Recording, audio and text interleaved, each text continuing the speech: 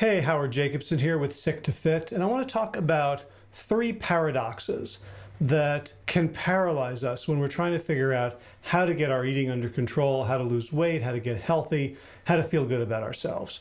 And because they're paradoxes, and because both ends of each paradox have truth, we can really go crazy and fight with ourselves and end up getting nowhere. So I'm going to break through the 3 down for you. The first one is, what's the cause of our desire to binge on foods, our urge to eat things that aren't good for us?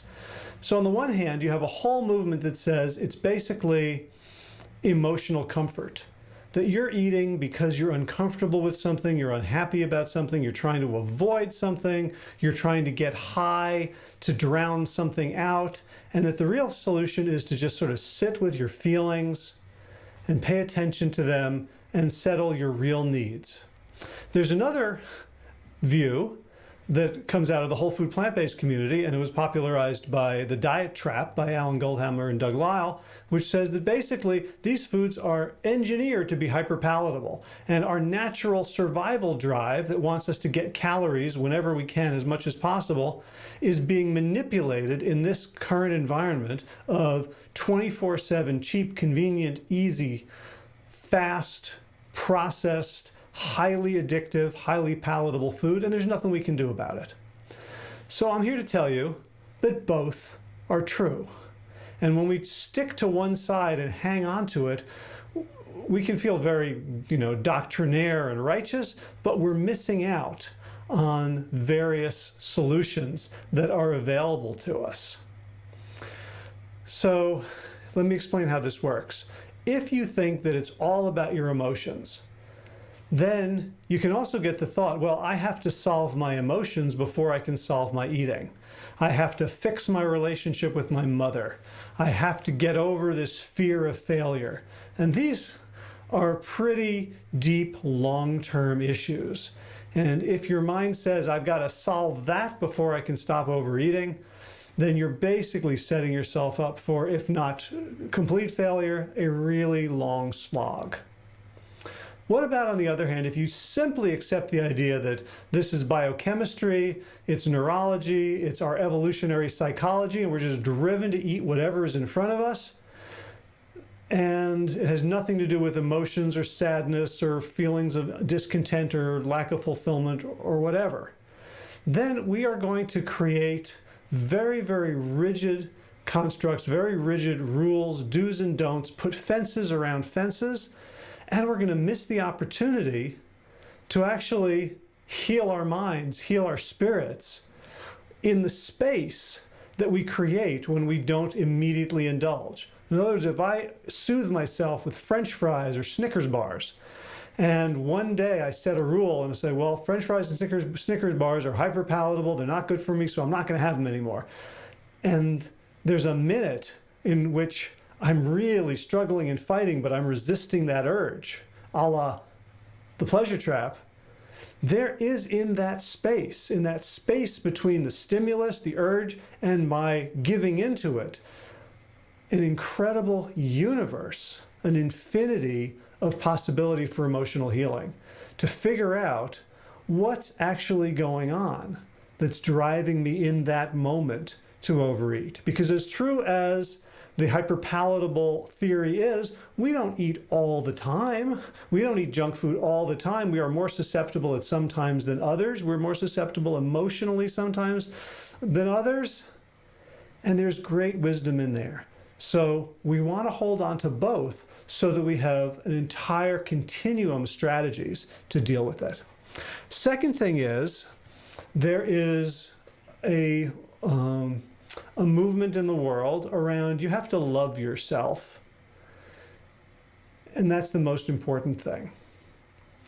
And there's another movement that says you have to do hard things, like not eat your favorite food sometime, or do hard workouts, or force yourself to get up in the morning. And those can feel like a conflict. That loving myself means treating myself kindly, nicely, not saying, come on, get your butt out of bed and go running now, or do those push-ups, or no, you can't have the ice cream. So how do we resolve this paradox?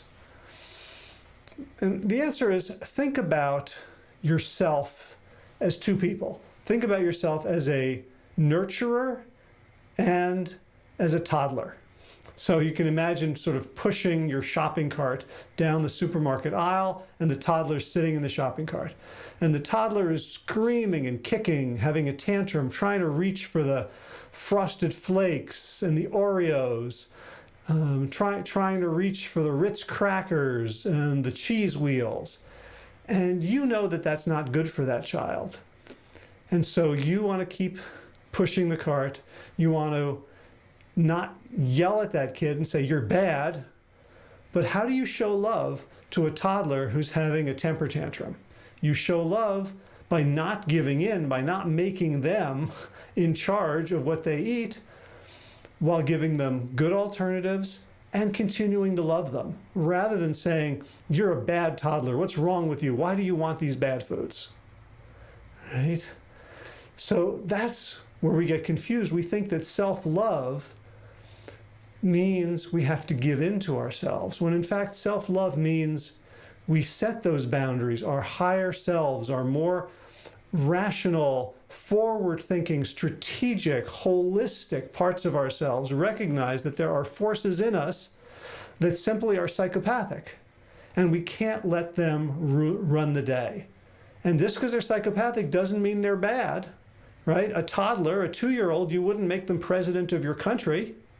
For 8 years anyway, you wouldn't make them president of your country because you know that they don't have the impulse control or the wisdom to make good decisions. And so the toddler inside us has to be nurtured, taken care of, without being made to feel bad, without being made to feel less than, without being made ashamed.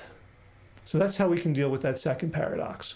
The third one is between I need rules, I need systems, setups, clear consequences, versus what I should really want is to be intuitive, is to just let my inner wisdom answer the questions for me of what I should eat. After all, when I sleep at night, my body does such an amazing job of keeping my blood sugar, my blood pressure, my hormonal balance, these incredible feats of homeostasis to keep me alive through the night. When I'm out, when the conscious thinking part of me that I think of as Howie, the big brained Howie that knows how to do things, completely unconscious, and the body is doing perfectly without the ego, without the I.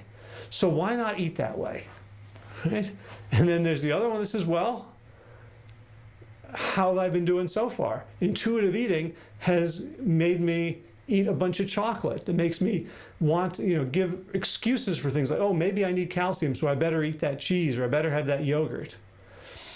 The truth is that we can learn to be intuitive, but only when we are clear on how to separate signal from noise, and only when we have a sufficient and relevant data set to act upon. So you're not intuitive from day one. Babies aren't intuitive about don't touch this, do touch that. They learn. They're constantly evaluating their environments and learning from it.